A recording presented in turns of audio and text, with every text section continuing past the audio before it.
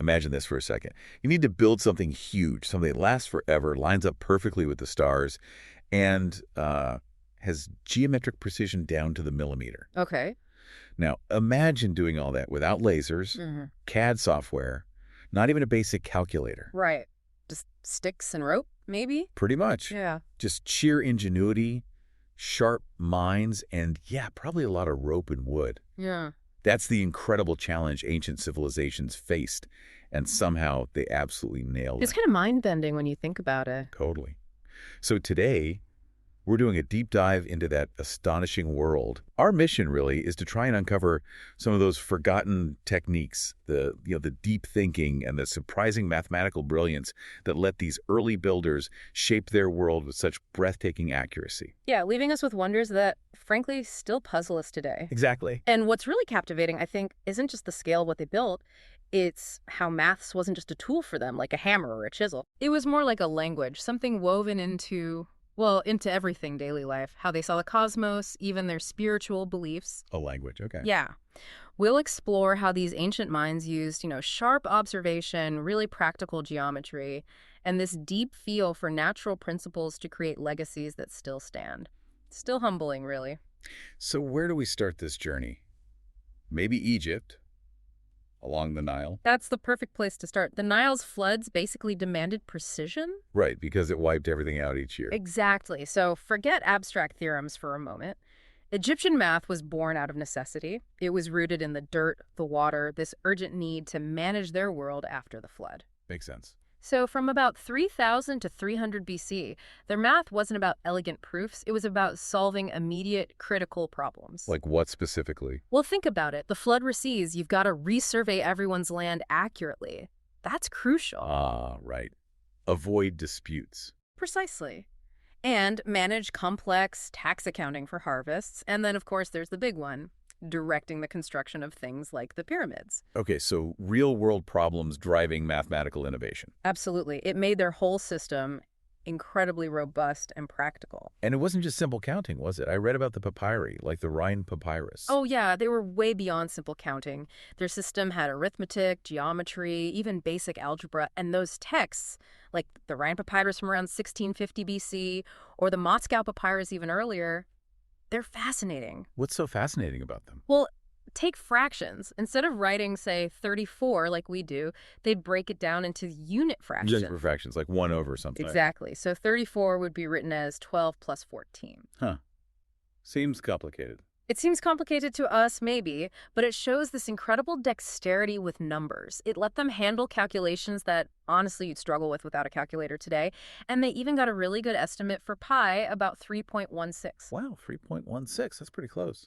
Very close for the time. And it makes you wonder, how did they translate this number skill into, building things so precise? Yeah, the pyramids, specifically the angles. Exactly. One really critical concept they used was called the seeked. Seeked. Yeah. It's basically a ratio of run to rise, like a sloop ratio. Ah, like rise over run we learn in school. Sort of, yeah, but expressed differently. It was absolutely vital for building the pyramids with consistent angles. It's essentially a precursor to trigonometry. So they could figure out the height from the base or vice versa. Precisely. Ensuring those smooth, stable slopes on structures as massive as Giza, it's incredible. So this math wasn't just bookkeeping. It was like foundational science for their whole civilization. Definitely. And its influence spread. The historian Herodotus mentioned that later Greek thinkers like Pythagoras and Euclid, The famous ones. yeah, the giants, they actually studied in Egyptian temples. So this practical, real-world math from Egypt really laid some of the groundwork for Greek mathematics. That's a connection I hadn't really thought about.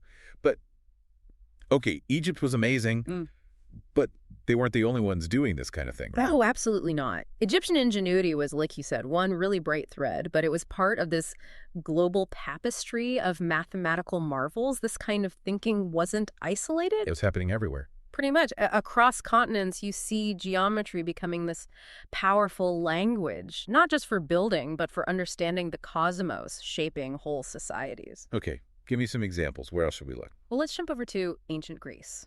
The Parthenon. Ah, yes. Beautiful building. Stunning, right.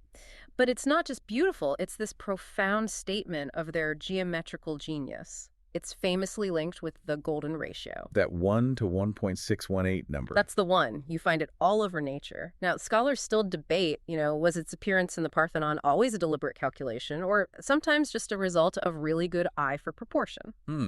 Interesting distinction. It is. But what's undeniable is the Greek pursuit of this kind of divine symmetry. You see proportions linked to the golden ratio popping up in the facade, the column spacing, the floor plan. It shows this deep philosophical link they made between math and ideal beauty. Okay, so Greece is about beauty and proportion. What about Rome?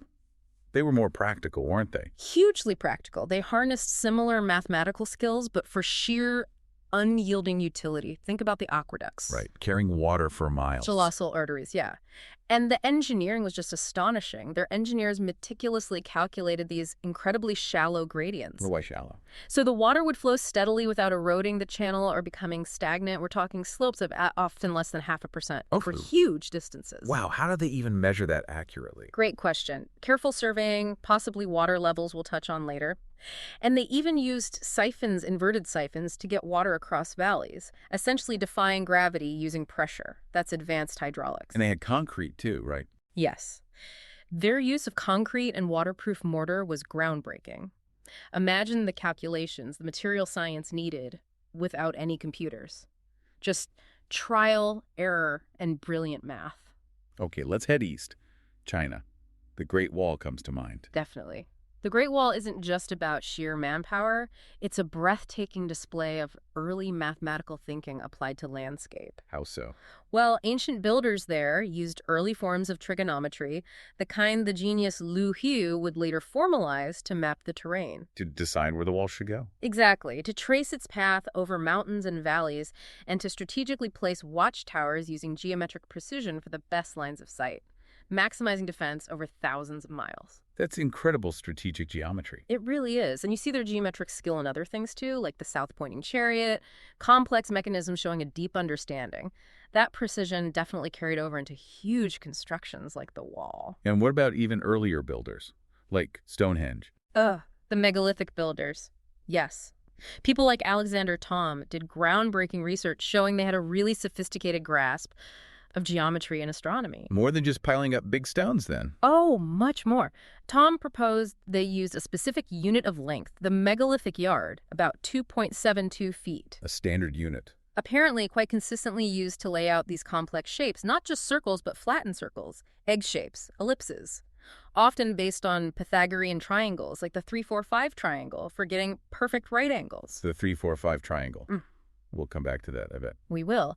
And these sites weren't just ceremonial. They were complex astronomical observatories. Tracking the sun and moon. And stars, yeah. Tracking solstices, lunar standstills, maybe even predicting eclipses. They were dividing the year into 8, maybe even 16 precise segments. This was applied cosmic calculus carved in stone. Okay, that's where it gets really fascinating for me. This link between the math, the building, and the sky, the cosmos. Absolutely. That connection is crucial. Their structures weren't just sitting on the earth. They were often reaching for the heavens, trying to mirror or interact with those celestial rhythms. So astronomy wasn't just for farming.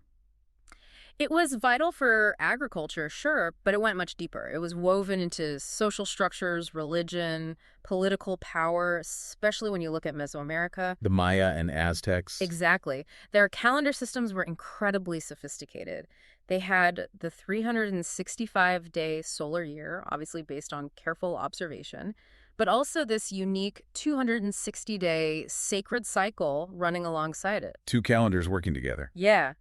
And their major buildings, like the Kukulkan Pyramid at Chichen Itza or the Templo Mayor in the Aztec capital Tenochtitlan, they weren't just placed randomly. They were largely oriented towards the sun's position on the horizon. Specifically. Especially on key dates like the solstices and also these quarter days points roughly midway between solstices and equinoxes, like around March 23rd and September 21st.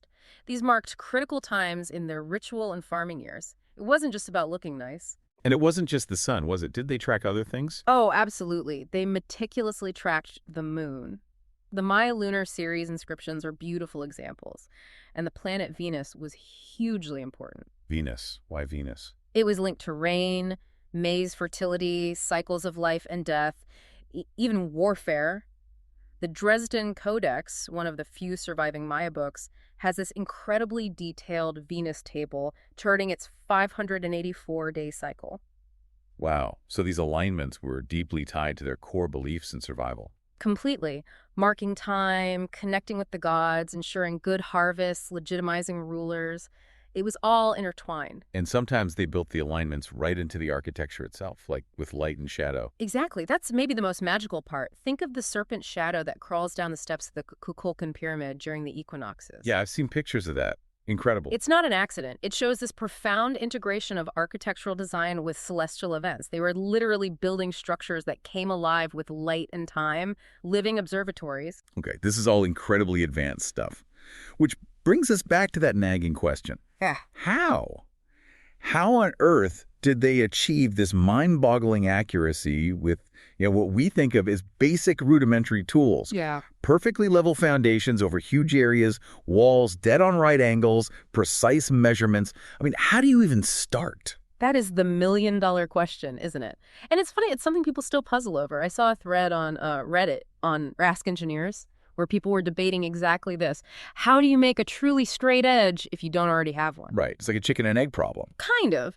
But the answer lies in, well, simple physics, brilliant ingenuity, and what you might call iterative methods. They build accuracy step by step. Okay, break it down. What were the key tricks? Well, first, the simplest tool is maybe the most profound. The plumb bob. A weight on a string? Yep. Gravity never lies. It gives you a perfect vertical line, essential for checking if walls are upright or marking straight lines down onto the ground from a reference point. Fundamental. Okay, that gives you vertical. What about straight lines horizontally or flat surfaces? For a straight edge, the technique was genius. You take 3 boards, or edges. You compare edge A to edge B, shave down the high spots, then compare B to C, shave those down, then A to C. Ah, okay. You keep doing that, rotating through the pairs. Any remaining curvature in one will be revealed when tested against the other 2.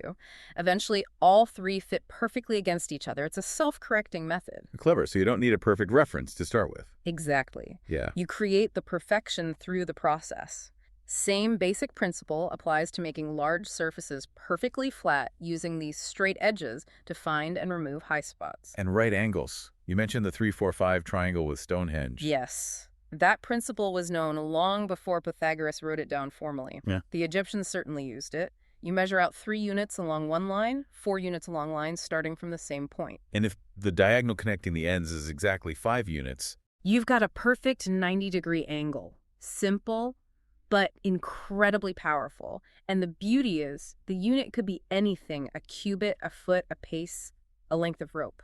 Totally scalable. Okay, that handles angles. Yeah. What about making sure a huge temple foundation is perfectly level over a large area? Again, they turn to nature. Water. Water always finds its own level. Bingo. You could use a long trough filled with water, or even simpler, a long tube, maybe made of animal gut or later clear materials filled with water. Hold the ends up. The water level at each end will be perfectly level with the other, even over a distance. Ah, like a modern spirit level, but using a tube. Exactly. Crucial for those massive foundations that needed to be perfectly flat to distribute enormous weight without cracking or settling unevenly. And back in Egypt, they really took this precision to another level, didn't they? I heard about the joints between the stones. Oh, it's astonishing. We're talking tolerances under 0.5 millimeter in some cases. 0.5 millimeter, that's paper thin. Tighter than a credit card gap, yeah. They perfected surveying using measuring ropes treated to resist stretching, wooden stakes, setting out grids on the ground, and get this. What? They were cutting incredibly hard stones like granite and diorite that's like 7 or 8 on the Mohs hardness scale. Really hard stuff. With what? They didn't have steel, did they? Nope. Primarily copper tools. Copper. That's much softer than granite. It is, but they likely enhanced it through work hardening, basically hammering it to make it harder, and crucially, by using abrasive powders. Like sand. Exactly, like quartz sand, which is hard. They'd use the softer copper tool, essentially, to rub the abrasive against the granite, doing the actual cutting and grinding, turning rudimentary tools into instruments of incredible precision through technique. So it really boils down to ingenuity and understanding the properties of materials and physics. Ingenuity, patience, and incredibly careful observation, definitely. Which tells us it wasn't just about building functional things. It seems like they were building meaningful things too, embedding philosophy and aesthetics right into the math and structure. Absolutely, that's a key point. Let's look at Chinese architecture again. They talk about something called design geometry. Design geometry. Yeah, it's not just math formulas, it's about achieving visual coordination, a kind of balanced aesthetic that resonates with people. It taps into maybe human cognitive preferences for certain ratios and compositions. It connects the building to a sense of universal order. How do they express that? Well, traditional Chinese architecture is full of concepts like harmony between human and nature or finding the golden mean in proportions. Their cosmology, the idea of a circular heaven and square earth, translated into using specific ratios quite often. Like the golden ratio in Greece. Similar idea, but different ratios were prominent. They often used proportions based on the square root of 2 and the square root of 3. You see these ratios influencing everything from the height of eaves on a temple to the grid layout of entire cities, like the ancient capital Chang. Root 2 and root 3, why those numbers? They arise naturally in geometry. Root 2 is the diagonal of a square. Root 3 relates to equilateral triangles and hexagons. Using them created this underlying geometric harmony.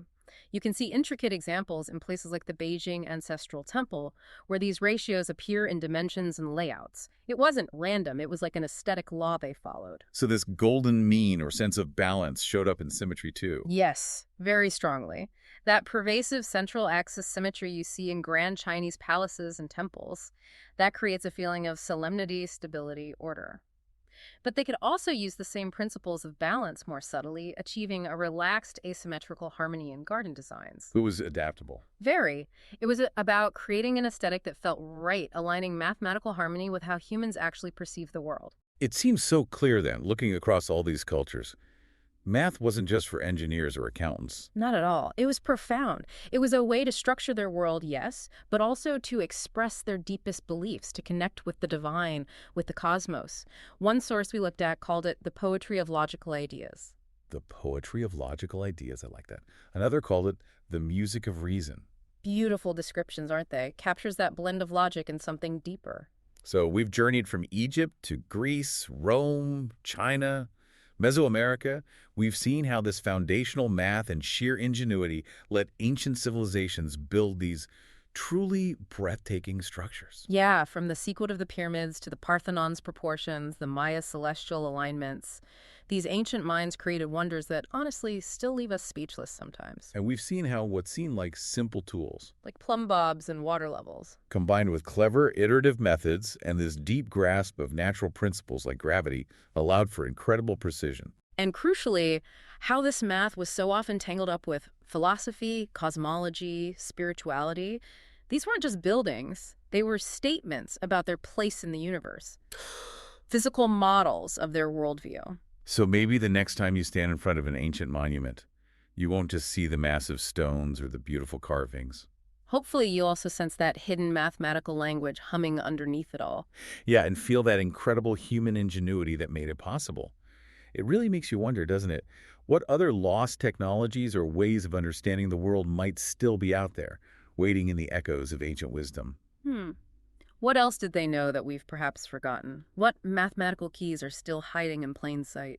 A thought to ponder.